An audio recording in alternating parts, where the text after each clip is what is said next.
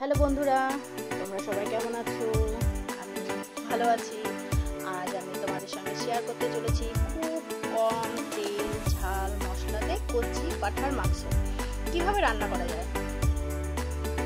দেখুন বন্ধুরা, প্রথমে আমি একটা মিক্সিতে 7টা শুকনো লঙ্কা, কিছুটা রসুন, কিছুটা আদা কুচি নিয়ে নিলাম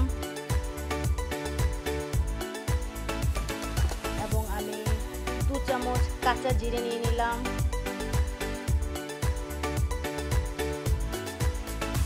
তারপর আমি দেখুন এটা ভালো করে মিক্সি করে নিয়েছি। তারপর একটু কড়াইতে দেখুন কত আমি কম তেল দিয়েছি, খুবই সামান্য তেল দিয়েছি। আমি তো আগেই বলেছি খুব কম তেলে রান্না করব।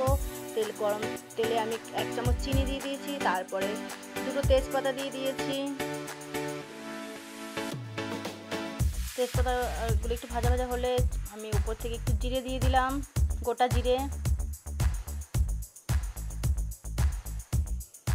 জিরেগুলো ভাজা হয়ে গেল আমি 3টে এলাচ আর একটু দারচিনি দিয়ে দিলাম। এলাচ এবং দারচিনি দেওয়ার কারণ হলো খুব সুন্দর একটা সেন্ট ওঠে।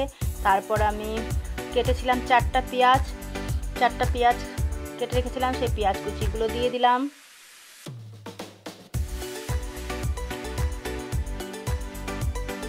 তারপর আমি নেড়েচেড়ে একটু ভালো করে ভেজে নেব পেঁয়াজগুলো লাল করে।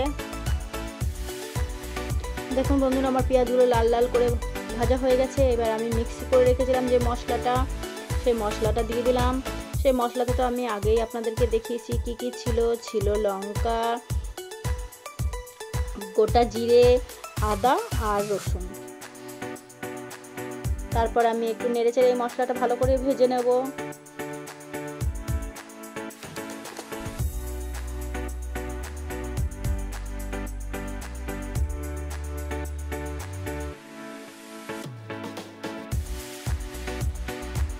মশলা যতটা ভালো ভাজা হবে মাংসটা ততটা ভালো হবে, খেতে টেস্টি হবে।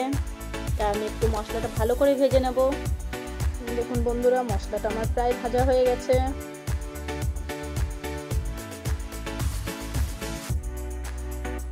এবার আমি একটা বড় টমেটো কেটে রেখেছিলাম, সেই টমেটো কুচিটা দিয়ে দিলাম।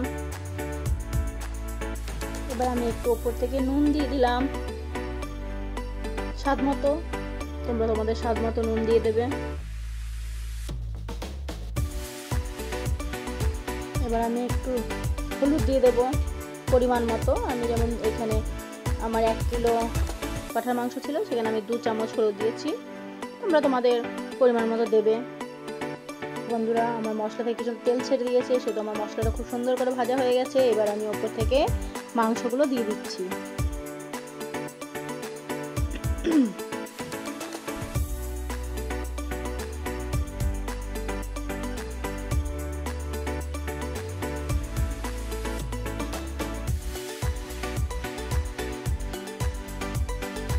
এবং আমি কেটে রেখেছিলাম দুটো আলু বড় বড় পিস করে, এবং সেই আলুগুলো দিয়ে দিচ্ছি। কারণ আমি তো বলেছিলাম কম তেলে রান্না করব, তাই আমি আলুগুলো আগে থেকে ভেজে রাখিনি। তোমরা চাইলে ভেজে রাখতেই পারো।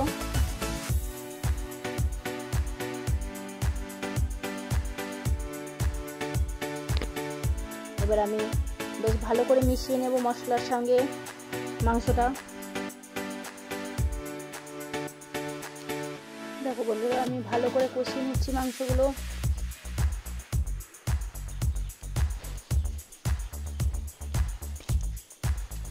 দেখো বন্ধুরা, আমার মাংস মোটামুটি কষানো রেডি। এবার আমি মাংসটা যখন নামাবো তার একটু মশলা দেবো, তার জন্য সেই মশলাটা রেডি করে নিচ্ছি। তার জন্য দেবো আমি 4টা এলাচ, একটু দারচিনি আর গোটা কয়েক গোলমরিচ।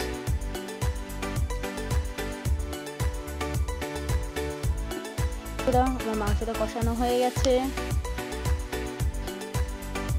এবার আমি জল দিয়ে দেব। তোমরা তোমাদের পরিমাণ মতো জলটা দেবে। আর মাংসটা একটু বেশি সময় নিয়ে কষাবে, যত ভালো কষানো হবে তত মাংসটা টেস্টি হবে। দেখো বন্ধুরা, আমি আমার পরিমাণ মতো জল দিয়ে দিয়েছি। এবার একটু মাংসটা ঝোলটা একটু ফুটে উঠলে আমি কুকারে দেব, কুকারে সিটি মেরে নেব। যেহেতু পাঁঠার মাংস তো কুকারে সিটি না মারলে অতটা নরম হবে না। দেখুন বন্ধুরা, এবার আমি কুকারে দিয়ে দেবো।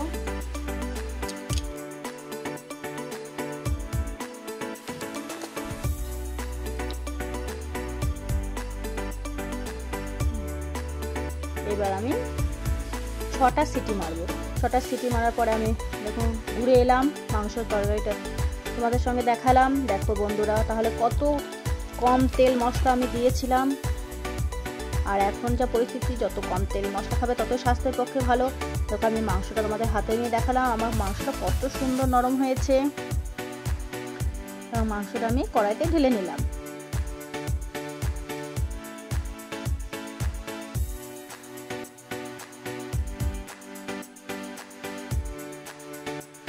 আর আমি তো আগেই দেখিয়েছিলাম যে আমি একটু মশলা রেডি করে রেখেছিলাম, সেই মশলাটা উপর থেকে ছড়িয়ে দিলাম।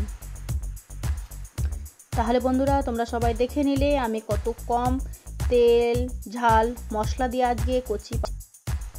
ঠিক আছে বন্ধুরা, আমার ভিডিওটা ভালো লাগলে আপনারা লাইক, কমেন্ট এবং সাবস্ক্রাইব করে দেবেন এবং আমার পাশে থাকবেন।